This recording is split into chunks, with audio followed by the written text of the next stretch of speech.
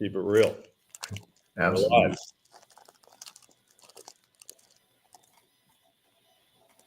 Are we actually live? We're live. Hey, everybody. This is Dr. Terry Wager and Kevin Peloso, my good friend, and we're having fun blending psychology and business.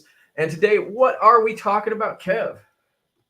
So we're discussing the differences between positive psychology and constructive psychology. Yeah, and the question I ask everybody on the title of this is positive psychology really destructive? Because I like to play with words a little bit. And by the way, if anybody thinks about, oh God, he's getting into semantics, that is actually a field of philosophy called semantics, and it's talking all about the meaning of words. So yes, it is semantics, and they're important because if we don't know the meaning of words, we don't know what we're talking about, and clarity is key. And so, what do you think about the idea of positive psychology? Where does it get you? What do you like about it? What do you not like about it? Where you at? So my opinion with it, well, so how I interpret positive psychology, it's a lot about the why you do things. It involves kind of existential thinking and just overall well-being.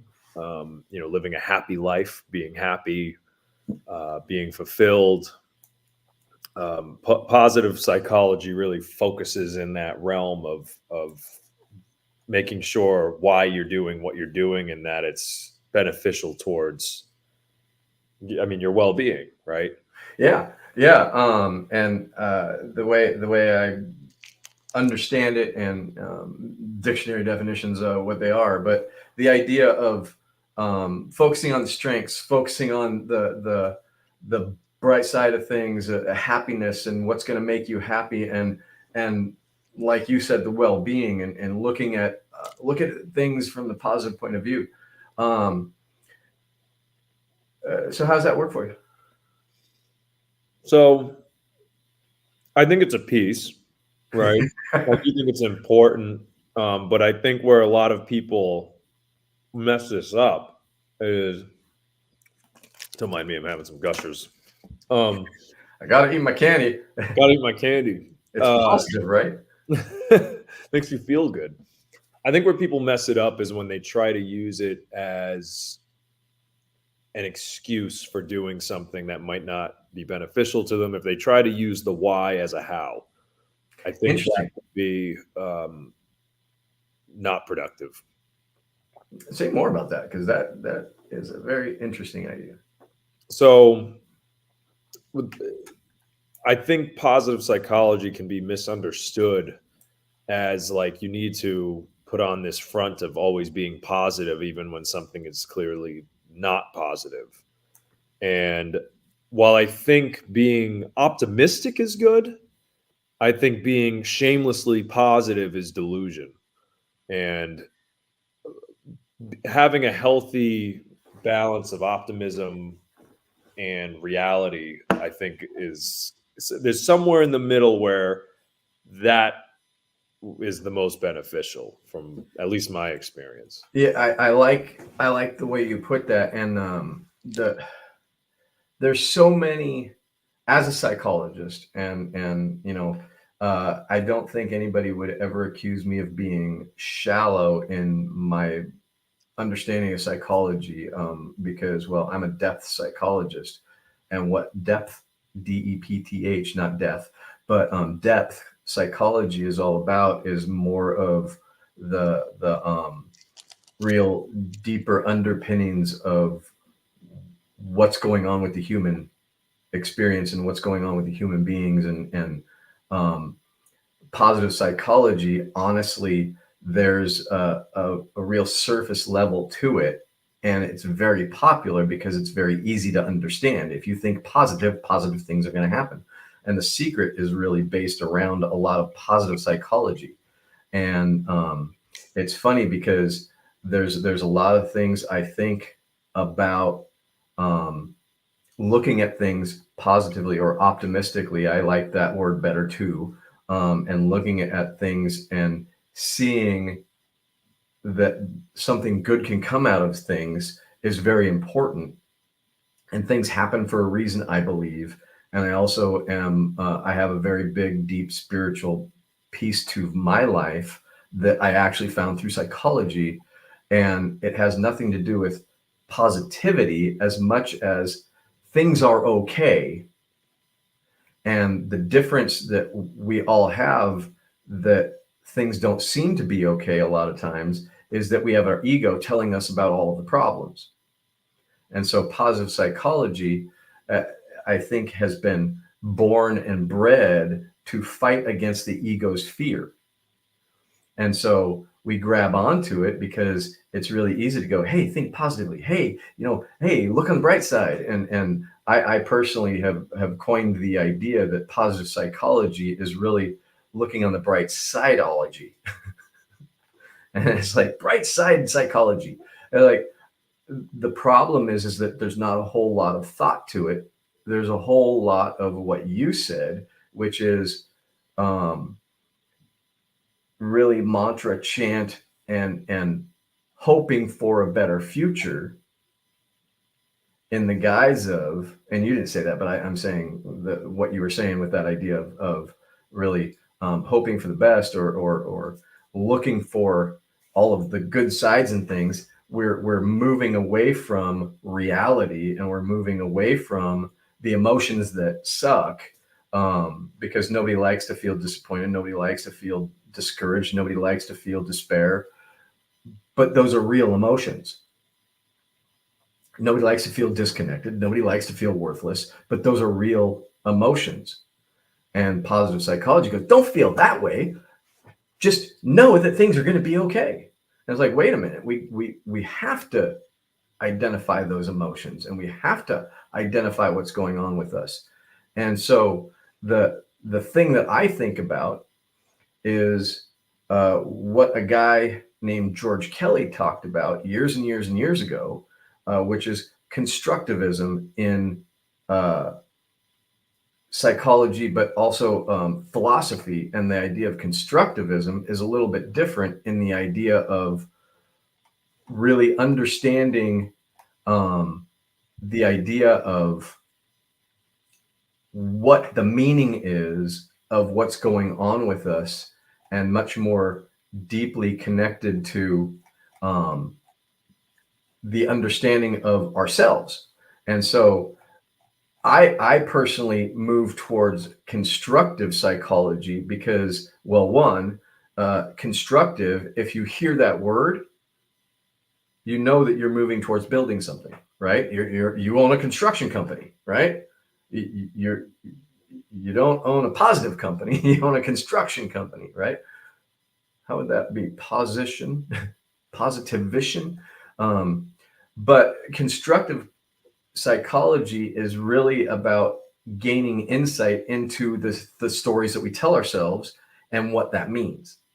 And it really is helping us to go, okay, that's a subjective story, but how does, in context, it fit with the behavior of a person?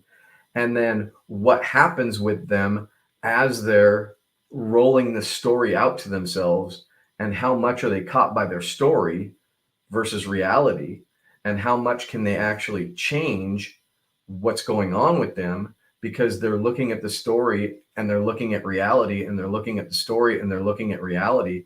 And so it's much stronger when we're looking at a transformational experience for somebody who wants to change. Positive psychology is like, you change if you just say positive enough, you're going to become positive, and then everything's going to look up, and things will magically happen. And with the constructive psychology, the complexity of the human being is able to be seen. Do you think there's a place for positive psychology? Absolutely. Absolutely. If it's tenets of it as well, I want to think about my well-being, and I want to think about how I can be happier in life, and I want to think about how I can actually be more optimistic, I think it's a good thing. But the problem is not that positive psychology is bad. And I don't think it's bad, but well, if you think about positive psychology, what also pops into your head? I mean, for me, one word that's exactly the opposite of positive pops in my head. Negative. Negative. I had to set it up, but I mean, Well, like so you're kind of saying it kind of makes it black and white. Like, there's a black and white, but there's also, if I'm not thinking positive, I start to become pressured around. Uh-oh, people aren't going to see me as positive. They're going to think I'm negative. yeah. Or I want positive experience. I don't want negative experience. And so as soon as we bring positive in, there's the other side and negative. Now, what's negative? Not positive. Right. But I mean, if we're going to actually look at negative, is Something you don't like. is disappointed negative? Feeling disappointed negative? On the surface level, yeah. Well, and the moment it happened, it might be negative. Why is it negative? Well, it's because I didn't like it. Right. But is being disappointed destructive? Not really, especially if you got disappointed that the deal didn't go through and the deal would have been terrible. Right? And so the positive and negative, hey, I'm thinking positive and I got this deal. Oh, I just lost all my money. It was a scam. Oops. So positive can still be destructive. But constructive is never destructive. And destructive is very tangible. We can see what's destructive. Oh, smoking dope, and to the point that you can't see straight and you drive into a tree is destructive. Right? Or drinking too much, or having arguments with people constantly because you think you're right is destructive. Right? Or in fact, thinking positive about all kinds of stuff and allowing yourself to end up having a positivity bias because you're afraid of the negative that doesn't really exist as negative, but you just don't like it. You're afraid of what you don't like. So you live positive is destructive. And so is there a place for positivity? Absolutely. I think being able to be positive about things is good. But the problems is that emotion is emotion and it's not positive or negative. And so positive psychology breaks down a little bit, but it's so socially sought after because we all want to be positive. We don't like negative people. Positive intelligence, what is that? You know, think about the idea of positive intelligence. That's another new big thing lately that people are going into positive intelligence. I'm sorry, intelligence is intelligence. It's not positive or negative. Like, what is negative intelligence? It's stupid. No, I've talked a while. What do you think? Yeah, I think it's, you need a balance.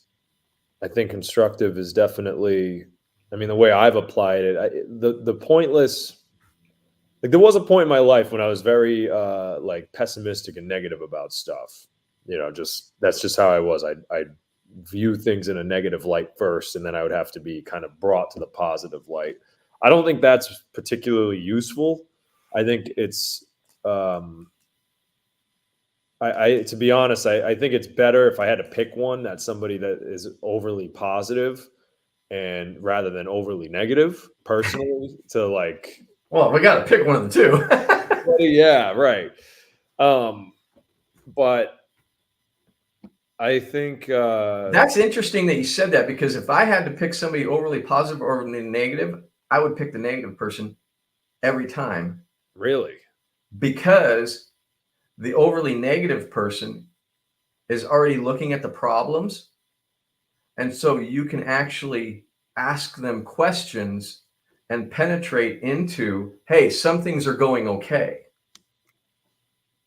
But the overly positive person has such a fear of the negative a lot that they don't want to go there. And as a result, they live more in that delusional experience of don't go there, and they'll start protecting against questions. That's interesting. See, I view it, if you have more of a positive tilt, you're more likely gonna try and fix the problems versus get drowned in them. Because I Right. pick And overly we are at the two ends of the spectrum in positive and negative for sure. But I tend to see that there's a lot of ability for us to delude ourselves with the positive, that we won't go to the negative, but we delude ourselves with the negative. That can be penetrated pretty easy by going, okay, let's look at the facts. The positive delusion doesn't want to look at the facts. Yeah. Okay, I can't help myself, Kevin, because I'm kind of thinking what you're thinking right now of who wants to hang out with the Debbie Downer. Absolutely. Right. That's And so what the Debbie Downer versus to me, a lot of people in that positive space are more woo, like fake it till you make it, bold, where you can see right on through it, versus someone that's open to saying or being vulnerable of, hey, it's not the best situation right now, and reaching out for help, which I think like Debbie Downer is just going to sit in their stuff. Absolutely. I'm not inviting the negative to a party. right. And absolutely. Thank you for that, Christine. Yeah, no, that was good. I'm not in any way saying that we're going to go party with the negative people versus not talk to the positive. I'm inviting the positive people to the party for sure. But in actually looking at, okay, how do we change this business? How do we address these issues? The people with the negative bent are tending to be more open than the positive to looking at it. See, that's interesting. I would think it's the opposite. Now, it is an uphill battle to get the negative people to try new things sometimes, because, well, it'll never work. But there's something more reachable with the people that are kind of in that pessimistic place. And when they can grab onto the fact that there is more than what they're looking at, they actually make the change much faster.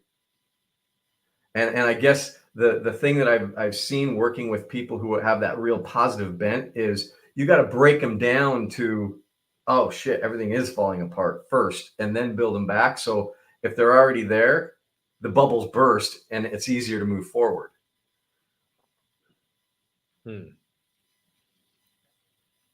Yeah, I mean, and that might be my issue. I just don't want to burst any bubbles. No, yeah, but it's an interesting point though, because I see what you're saying, but I'm like, but I guess it kind of depends on the person, because I mean, because I'm picturing, like, kind of to Christine's point, is like somebody so negative, they're sitting in their own stuff, right? Absolutely. The positive people, I feel like, are more likely to be open to help, whereas pessimistic people are going to be more like, I'm not even going to try it. So you're kind of right. But to your point, though, I see what you're saying, because pessimistic people, like, they're going to see the problems, whereas the people that are blindly positive in the delusion, like, for instance, let's just say, like, with money, right? Like a simple one, like, oh, I'll just keep swiping my credit card. I don't care. There's no problem. It's like, you understand you have to pay this back. Right. I do that later. And then it rolls into something. Right. And in fact, to parlay that, they'll go, yeah, but I'm going to be making money pretty soon, because I know that I'm a money machine, and I'm a money magnet, and I'm going to make all this money, and it's going to, woo, money's rolling into me every minute, every day. Well, how much has come in the last week? Shut up. I'm a money magnet. Ooh, woo, woo. I don't want to hear that. And so you got to burst the bubble, and that's scary. Yeah. People don't want the bubble burst, But if somebody's like, man, I ain't got no money. Well, do you want to stay that way? No. Okay, great. Let's work a plan. I don't know if this plan is ever going to work. Great. Do you want to try? And so the into making a change is much easier with the person who already can admit that there's a problem. But the positive person is going to be so focused on trying to keep the positive vibe that they don't want the bubble burst. And then I got to be the bad guy. It's an extra step. It's an extra step, and it's not just a step, it's a freaking drop. Because often, especially if they're really well versed in the positive psychology talk and the secret and just thinking positively, they've really programmed themselves into looking at this high end idea of, I'm going to get there. All I got to do is think positively. This next person's going to work. And every time that they get a no, or every time they get dropped, they get more insistent on the positive because they have to be positive to make it work. And then they pressurize themselves into staying positive, and they stop actually looking at what that's called as positivity bias. And when you get into that positivity bias, it's very difficult. The potential for in the constructivism or the constructive psychology, what you were talking about is the potential for people to really get stuck on the problem or stuck on the story that they have that's defeating themselves in some way. And that's absolutely a problem too. However, the ability for them to look at themselves makes it easier because they're actually, one, in this idea of, I want to examine, I'm open to looking at it, I'm open to seeing something, and I want something different. So I guess it also, I think a difference too in what we're kind of thinking as well with this is that you're assuming helping somebody that doesn't realize they need help yet and they're living in positive delusion. I'm kind of more alluding to somebody that's positive and the bubble's already burst and they're looking for help. Right. And there can be that, but one all things being equal, the biggest issue that all of us have is our ego is invested in making sure that we don't look at ourselves. Because the ego's job is protecting us. The ego's job is to make sure it runs our life in a way that's comfortable for the ego, not the person, not the true person, just the ego. And so the ego will do what it can to rebuild the positive delusion and then blame the raw emotional self for why it's not working. And so we end up beating ourselves up.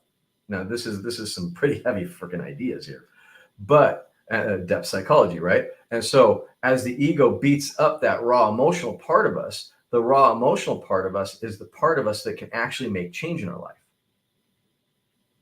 But the ego, the protective ego, is protecting us from looking inside and being hurt in some way or being connected to the emotions that suck, that it doesn't like. And so it would rather live in the delusion. And it's amazing how if somebody comes out of delusion into more reality-based thinking, and then they can't grasp it, if they bounce back into positivity, it's twice as hard to get them out of it. 3 times as hard, 4 times as hard. It becomes harder and harder and harder as they can't face the reality. And that's one of the things that we really, and for me, it's like, we want to live in reality and we want to actually be able to identify the positive things in our life for sure. I still don't like that word very much because it really says that there's negative things. And so for me, I love the idea of, okay, the things I like is positive. And so the things I like in my life, the uplifting things, the enjoyable things, the things that make me want to grow and be a part of things. Yes, absolutely. Maybe balanced. So would And the negative is dangerous. would you because say like being positive is like an avoidance strategy?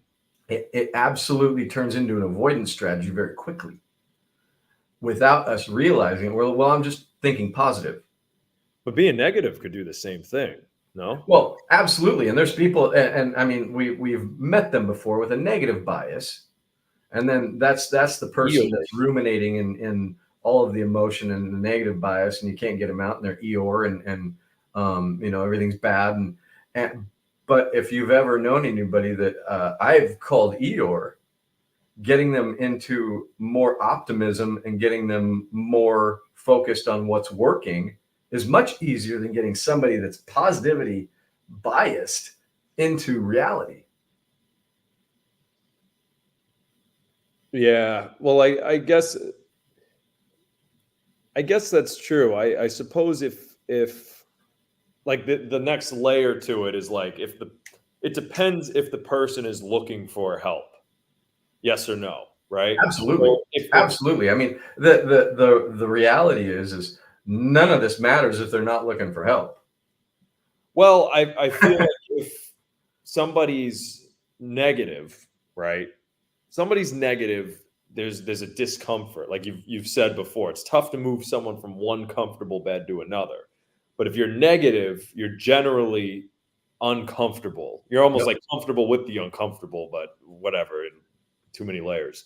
Generally speaking, you're uncomfortable. So for someone, it's almost we're getting like deep into this stuff, but if you're looking to if you're going to meet a random person and you think you can help them and they don't even know whether or not they can be helped, I think generally speaking, to your point, I think it would be easier if it's a negative, if it's a person with a more of a negative connotation, because to your point, you can kind of point out facts that that can shift their perspective. If they're negative, they're focused on the problems, and just laying out the facts you can kind of logically trap them. Where somebody positive, if you're trying to again, they're not looking for help, you're trying to point out a problem, they're too disillusioned, they're already in a state of bliss, right? They don't think they need help, so it's going to be extremely hard for you to be like, hey, this is a problem, but they don't care.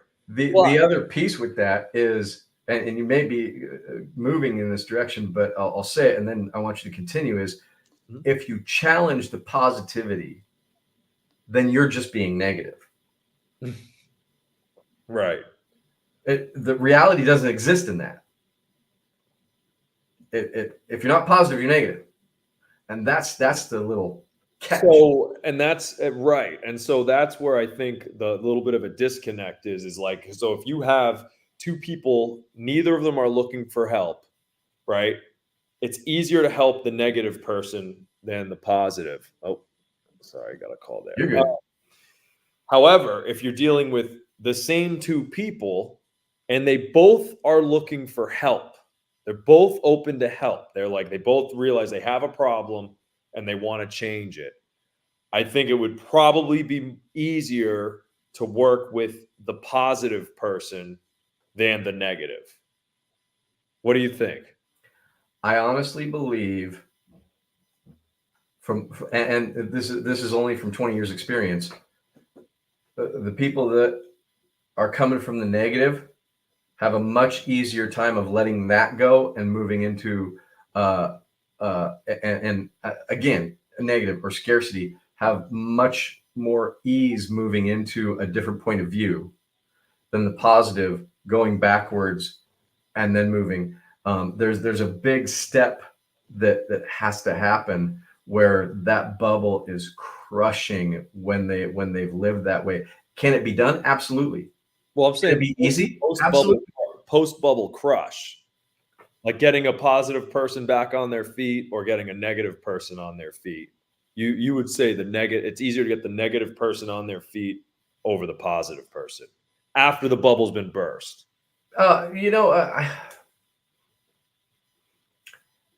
It depends. It depends on, and I say that because I'm a psychologist, and that's what we do. Is we always go to depends when we are trapped. It's a little bit of both. It's a joke, but I think that the reason I say the person who has the more pessimistic attitude is easier is because the positivity bubble reforms very easily. And so I don't know what I was worried about. They'll do some kind of all kinds of real hard work for a few minutes. They start to see results and go, I don't know what I was thinking of. I guess I lied to myself and I just wasn't being positive. But see, my positivity worked and now I'm good. And they discount what work they did or what things they did to change it. And they bounce right back into that. Okay, so that makes sense. So it may be easier to get them back on their feet, but it's not easier to keep them on their feet. It's not easy. Yes, it's not easier to keep them in the change progression.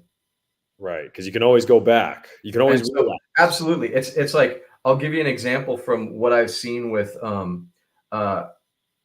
clients who have bipolar disorder. I don't deal with that anymore, and I didn't really like dealing with it much when I was a psychologist. But they'd go to a psychiatrist, not me, but a psychiatrist who'd give them medicine, and they'd start taking the medicine, and all of a sudden their life gets better. And then they go, you know what? I don't know what I was having so many problems for. My life is actually pretty good. I don't think I need this medicine anymore. And then they quit the medicine and their life fall apart again because they forget that the medicine is actually making the change, not their living.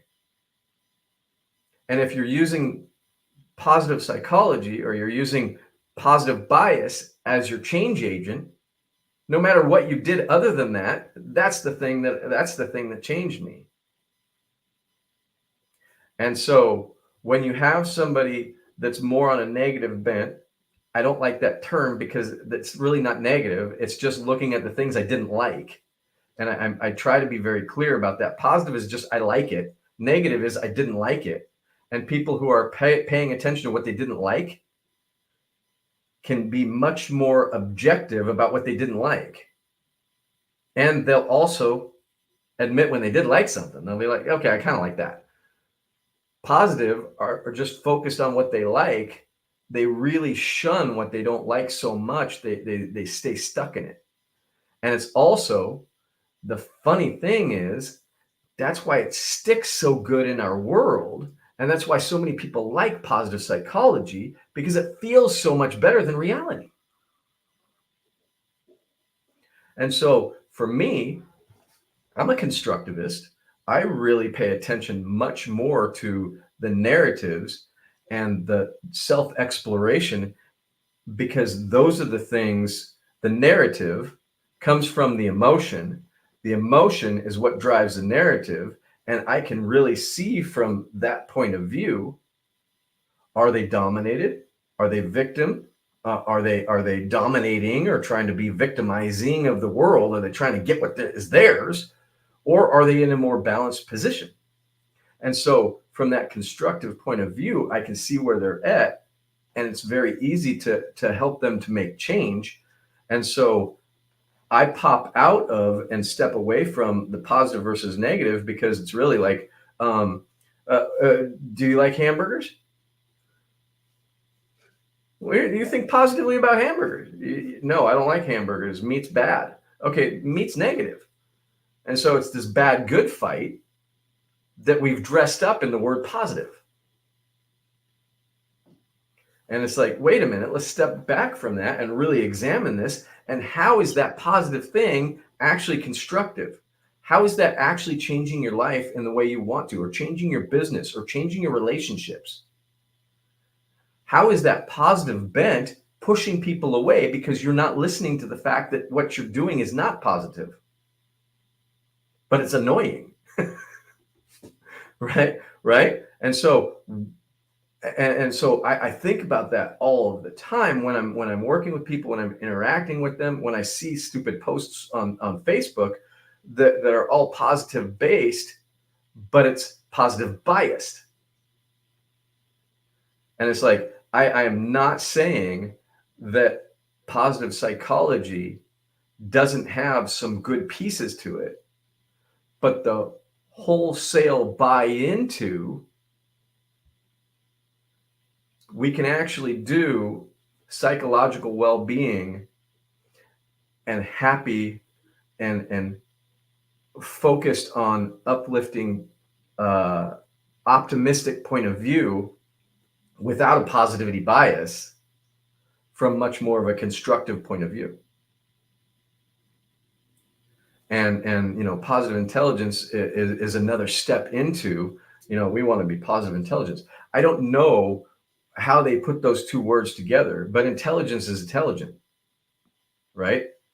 Intelligence is a scale of how well we use our thinking to move us forward or to move us backwards. But positive intelligence, now, okay, and they create this whole construct of positive intelligence. It's like, wait a minute, what are you really trying to say? What is the narrative? Now we're moving back to constructive, right? What is the narrative? What are we trying to go for with that? What are we trying to accomplish with it? And how does that bring meaning to your life? And so the idea of, and I'll stand up and defend to the end the idea that constructivism is very, very helpful, although there is a chance that we ruminate and there is a chance that we buy into a story or something like that. But that's what it's all about. And we all buy into stories because our ego tells them to us. And so the reality for positive psychology is people bought into the story that positive psychology is the way to be. And anybody that's negative, we need to push them out of our lives. Constructive psychology, or the constructive movement, is looking to be more inclusive, actually, and look at what the narrative is and how that's meaning. And it's not looking to cut anything out. It's looking to make meaning out of it. And then if we take the other piece of psychology that I love and cherish and really believe is super important for us, which is attachment theory and emotional identification, and understanding how that emotional realm of the human being works. Emotion, attachment, and constructivism together make a really good, strong step forward in helping us to have the relationships that we've always wanted in a healthy, adaptive, connecting way that positive psychology so superficially goes whoosh, right to pretend we're going to have great relationships. But I mean, pretend you're having a great relationship with somebody you're arguing with. I've never been able to do that. Maybe it's just I'm failing at positive psychology, so I don't like it. So it's negative.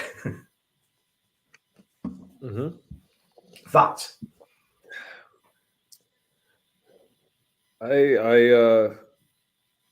Yeah, I mean, I think it's interesting. It gives me a lot to think about, just in general. I hate it when I do that to you.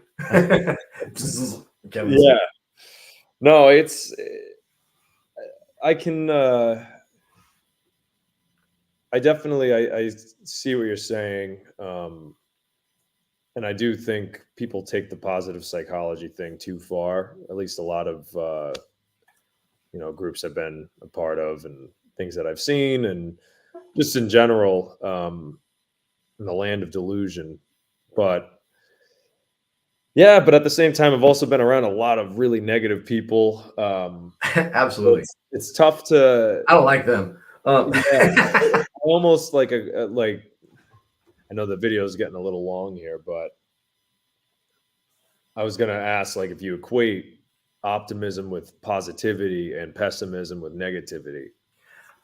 I honestly don't think that positive. I like that question, and I don't think that people in the positive psychology world are necessarily optimistic.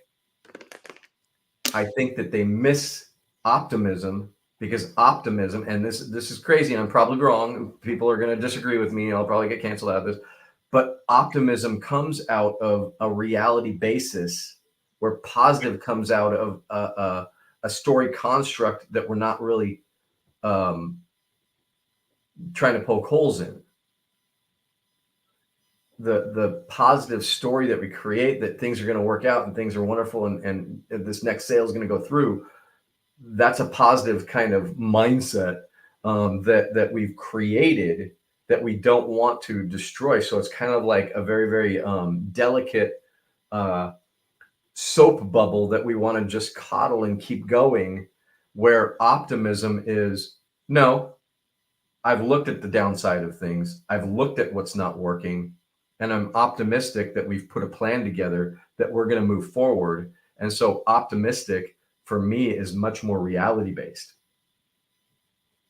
Pessimistic, I think, is still reality based, but they've just had a lot of losses and they haven't actually put together a strategy that's going to move them forward in some way.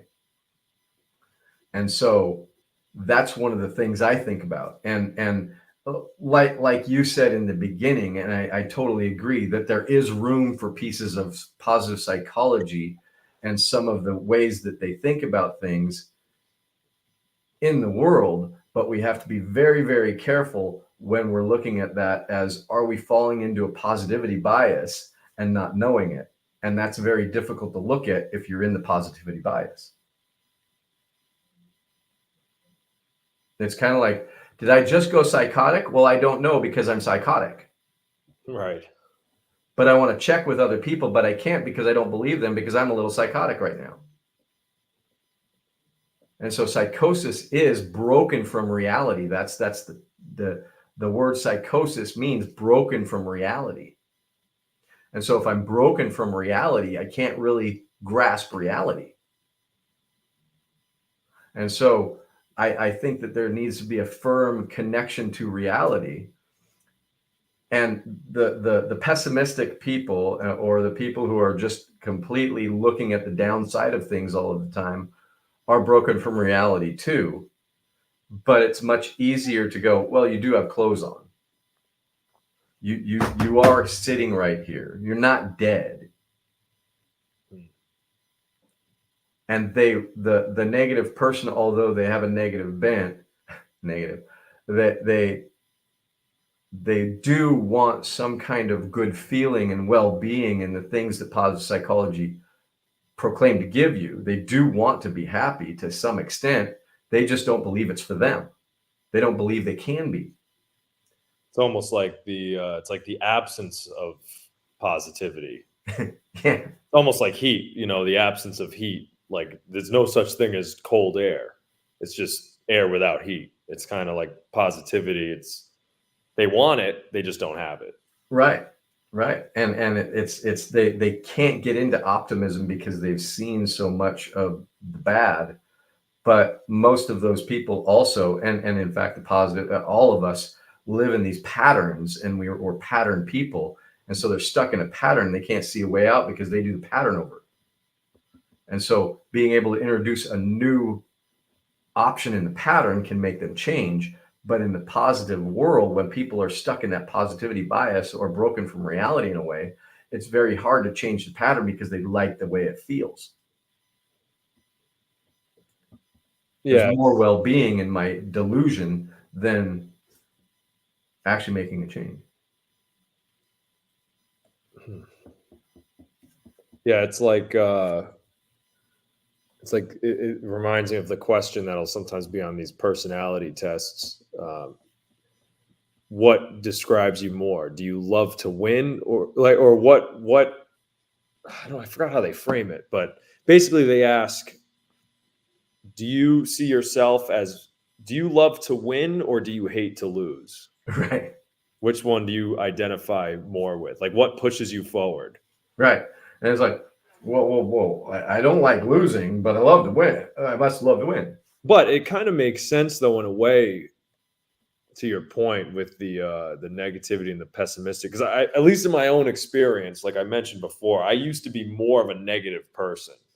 Like, even before I met you, like I know a lot of people look at me like Pooh Bear now, but for a while I was much more coming from a pessimistic kind of background, and and I still kind of carry that with me to an extent, but it's just more reality versus like feeling bad about it.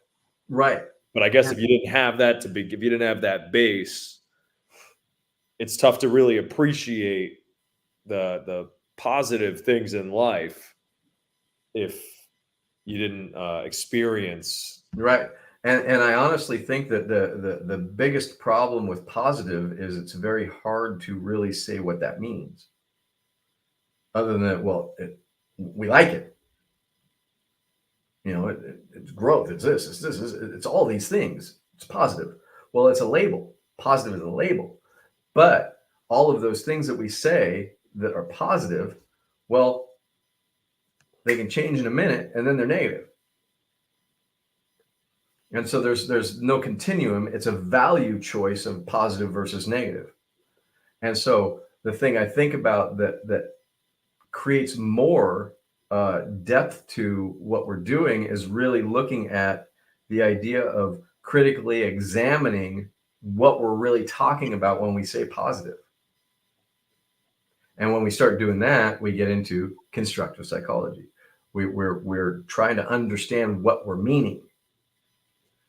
And there's the understanding of what we're meaning is what's missing from the positive psychology meaning. They just want to have the well-being and happiness.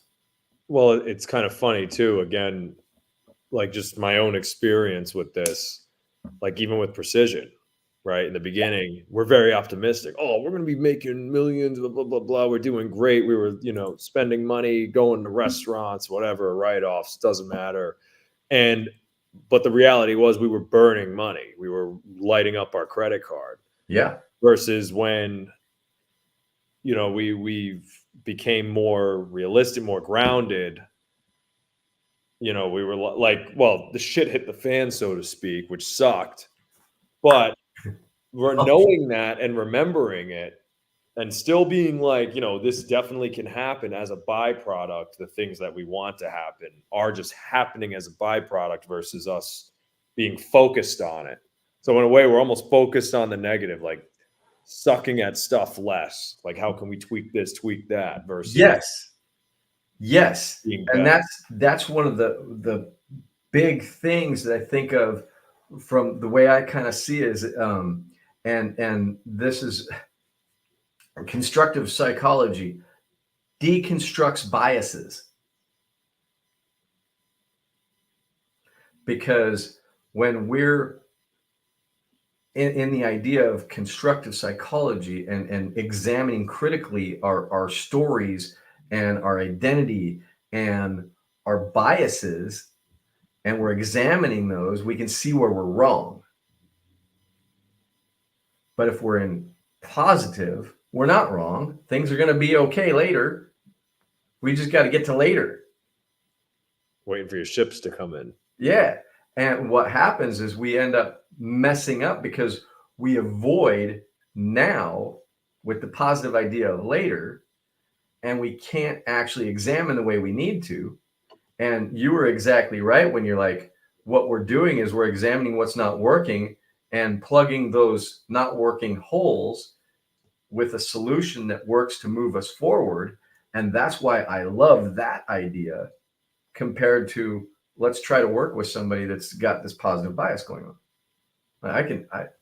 We can whack moles until they're like, oh wait, you know what? Maybe I was wrong. Maybe things are okay and I just didn't know it. Oh, that's it. Things are okay. You just didn't know it. But it's not going to be okay soon. It's okay now. And so what's the story you're telling yourself that it's going to be okay soon or that it's not okay now? And when we can see that, we can actually get into what's next in reality instead of hoping. And that's why it makes it so much more powerful. And at the bottom of all of this stuff, emotion and the terrified emotion of things not being okay now is what creates the positivity bias. And so if we're not identifying emotion because things are going to be okay soon, we're never going to be okay, and we're detached or disintegrated from ourselves. We're not integrating all of ourselves, and so we become fractured people, avoiding our emotion, hoping that things are going to be okay someday, searching for well-being, searching for happiness in this bubble, instead of going, wait a minute, I'm okay right now and I'm pretty happy, although things aren't turning out the way I want. I'm happy with myself. And one of the easiest ways to get happy with yourself is realize you're not dying, you're not bleeding out, you're not too hungry. You can ask somebody for help and they'd feed you if you were hungry. And we can be okay. And so I think we've run out of time, or run way over time, however you want to put it. But when you're thinking about being positive, start thinking about, well, is it constructive? Is this helping me? Or is this actually getting in my way? And is it causing me more destruction to be positive? Anyway, we'll see you next week. And I know this was interesting and deep, and maybe it wasn't interesting, and maybe you just think I'm an idiot, but it's okay. I know what it means to me. So we'll see you next week. Thank you, Kevin. Pleasure.